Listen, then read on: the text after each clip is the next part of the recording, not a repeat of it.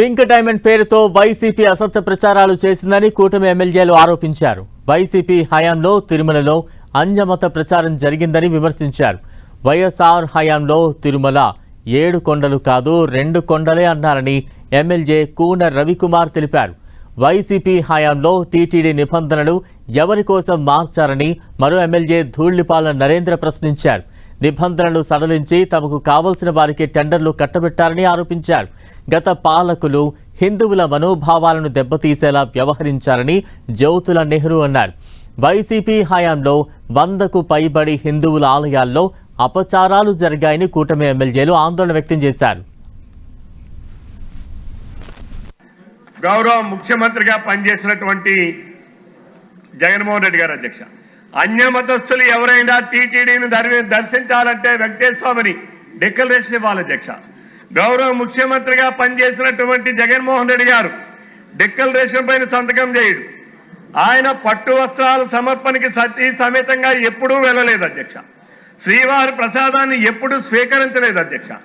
గుడికి వెళ్లకుండానే ఆయన తాడేపల్లి ప్యాలెస్లోనే తిరుమల సెట్ వేయించి హిందువుల మనోభావాల్ని అగౌరవపరిచినటువంటి వ్యక్తి జగన్మోహన్ రెడ్డి గారు అని చెప్పి కావాల్సిన ప్రైవేటు వ్యాపారస్తుల్ని, తమకు కావాల్సిన సంస్థల్ని వాళ్ళకి టెండర్లు ఇవ్వటానికి పునాది ఈ యొక్క నిబంధనల సరళీకృతం ద్వారా నాంది పలికారు. దీనిలో ఒక పెద్ద కుట్ర ఉందని చెప్పి కూడా నేను తెలియజేస్తా ఉన్నా అధ్యక్ష. అది ఒక సామాన్యమైన ఎంప్లాయీ వల్ల సాధ్యపడుద్ది అధ్యక్ష. ఆ రోజు ప్రభుత్వ పెద్దలు, పాలకులు, ఆనాడు చైర్మన్లుగా ఉన్న వ్యక్తుల యొక్క భాగస్వామ్యం లేకపోతే ఇంత పెద్ద ఎత్తున తిరుమలలో నిరాకంఠంగా 5 సంవత్సరాల పాటు కల్తీ ఈ వ్యవహారం నడిచే అవకాశం ఉందా?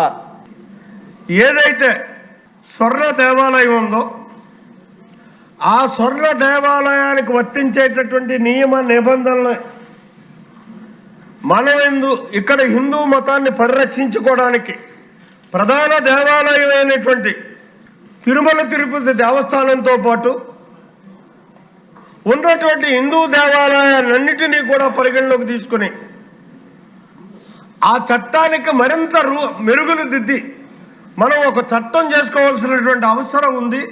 అప్పుడే హిందూ మతం ఇక్కడ బతికి బట్టగడతారు. వాళ్ళు చేసిన దొంగతనం బయటపడడంతో తప్పించుకునే దారి లేక ప్రజల్ని నమ్మినా నమ్మకపోయినా ఈరోజు ఏదో ఒకటి అరవాలి. కాబట్టి ఈరోజు ప్రతి ఒక్కటి ఆ విషయాన్ని వైసీపీ నాయకులు ఈరోజు రాద్ధాంతం చేస్తున్నారు అధ్యక్ష. నేరం చేసిన వాడే ఈరోజు నీతి బోధలు చెప్తున్నాడు అధ్యక్ష. అక్రమాలు చేసిన వాడే పారదర్శకత గురించి మాట్లాడుతున్నాడు. సిట్టు విచారణలో వైసీపీ ప్రభుత్వ హయాంలో కల్తీ జరిగిందని నిర్ధారణ అయింది అధ్యక్ష. ఇది 100% కాన్ఫిడెంట్, ప్రతి ఒక్కరు కూడా తెలుసు అధ్యక్ష. ఇందులో నో డౌట్ ఆన్ ఇట్. అయితే ఆధారాలతో బయటపడిన వాస్తవాలు కళ్ళకి కనిపిస్తున్నా ఇంకా ప్రచారం చేస్తూ ప్రజల్ని తప్పుదోవ పట్టించే ప్రయత్నం చేస్తున్నారు అధ్యక్ష. సనాతన ధర్మం పైన సైతాన్ని జరుపుతున్న దాడిది, ఇది వేరేది కాదు. కాబట్టి దీన్ని ఇంత ఆషామాషిగా తీసుకుంటే అది కరెక్ట్ కాదు. భక్తుల మనోభావాలను గౌరవిస్తూ వాళ్ళ దెబ్బతిన్న మనోభావాలను మళ్ళీ పునఃప్రతిష్ఠ చేసే విధంగా ఈ ప్రభుత్వం చర్యలు తీసుకోవాలంటే దీనికి ఎవరైతే బాధ్యులు ఉన్నారో వైవి సుబ్బారెడ్డి కానీ భూమన కరుణాకర్ రెడ్డి కానీ వాళ్ళిద్దరిని ముద్దాయిలుగా చేర్చాలి. అట్లాగే ఈ దాడుల వెనక హిందూ ధర్మం పైన జరుగుతున్న దాడుల వెనక అసలు ఎవరైతే ఉన్నారో జగన్మోహన్ రెడ్డిని విచారించాలి. వీళ్ళిద్దరిని ముద్దాయిలుగా చేర్చి జగన్మోహన్ రెడ్డిని విచారిస్తానే అసలు నిజాలు బయటకు వస్తాయి దశ.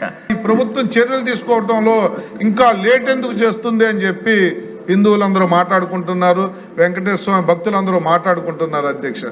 దయచేసి మీ ద్వారా మంత్రి గారిని కానీ ప్రభుత్వాన్ని కానీ నేను డిమాండ్ చేస్తా ఉన్నాను, చర్యలు తొందరగా తీసుకోవాలి.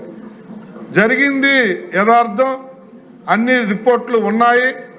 ఎవరో 2 అధికారుల్ని బలి చేసి 2 అధికారుల మీదకి నెపం నెట్టేసి ఎవరైతే తప్పు చేశారో, ఎవరైతే కోట్లాది రూపాయలు దేవుడి లడ్డూను కూడా కల్తీ చేసి డబ్బు సంపాదించాలనుకున్న వ్యక్తులు ఉన్నారో వాళ్ళను వెలికి తీసి వాళ్ళని శిక్షించాల్సిన అవసరం ఈ